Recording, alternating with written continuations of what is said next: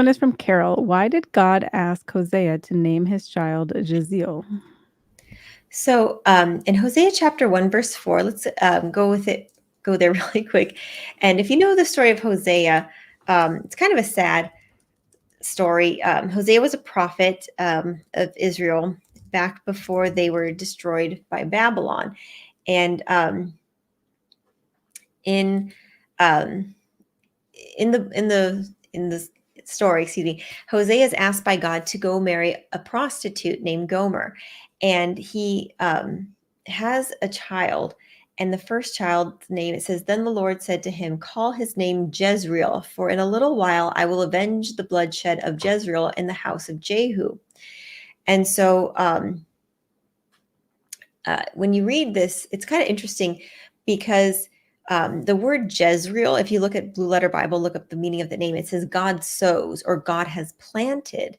And what's interesting too about Jezreel, it's also a valley, as you know mentioned in verse 5. It's where Jezebel was killed and buried. And so I almost wonder if God named him Jezreel to just signify that, this was going to be an end. This was going to be, this is where God was going to, put something in the dirt and start something new. Just like when a seed has to be put in the dirt, it has to die in order for there to be new life.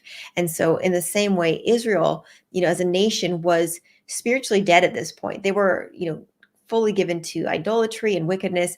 And so in a sense, um, God always told his prophets to do things as a symbol for the nation, just like Ezekiel, he had to lie on his side for, so many days, and each day counted for a year. And that's how many days they would be, suffering or going through a certain trial. And so, same as it is, in this situation, God is saying, have a son, but call his name Jezreel.